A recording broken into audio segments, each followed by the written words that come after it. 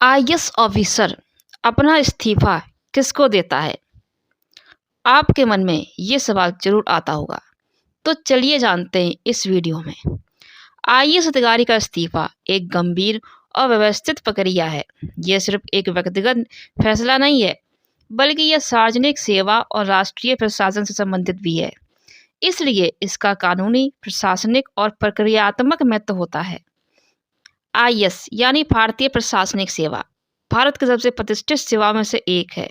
ये सेवा देश के प्रशासनिक ढांचे का आधार है। आईएएस अधिकारियों को सीधे राष्ट्रपति के द्वारा नियुक्त किया जाता है और वे केंद्र और राज्य सरकार दोनों के अधीन काम करते हैं।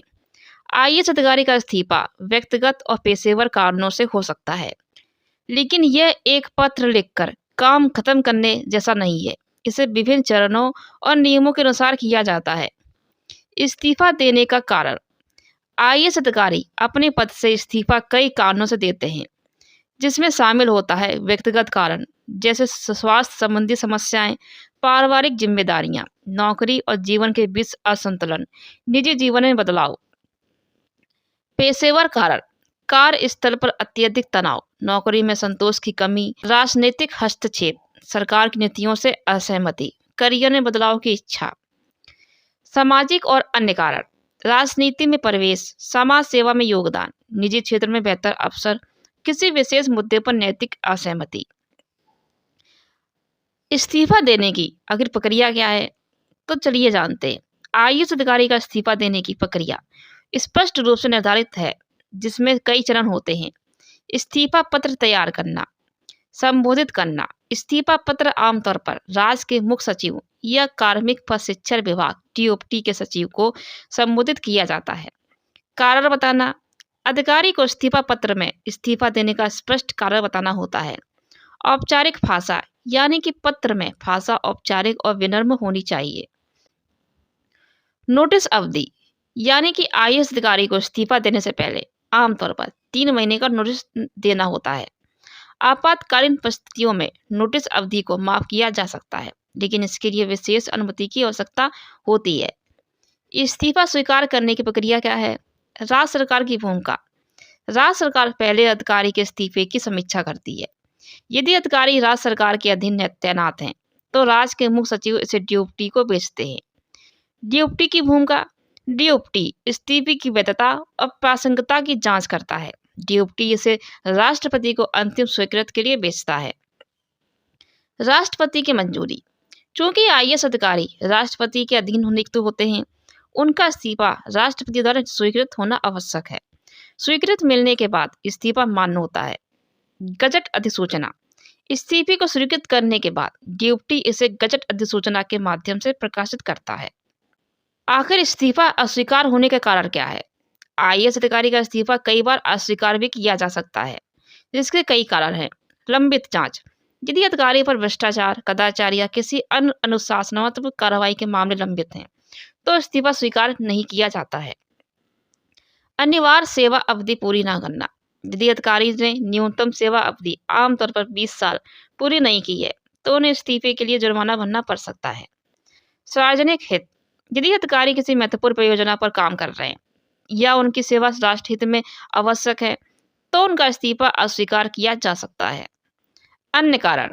अगर इस्तीफा देने का कारण पर्याप्त रूप से वैध नहीं है, किसी संवेदनशील क्षेत्र में तैनाती के दौरान।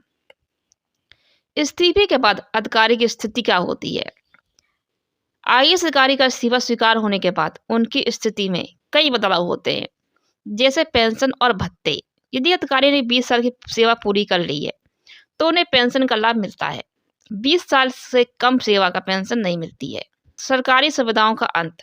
इस्तीफे के बाद अधिकारी को सरकारी आवास, वाहन और अन्य सुविधाएं छोड़नी पड़ती हैं।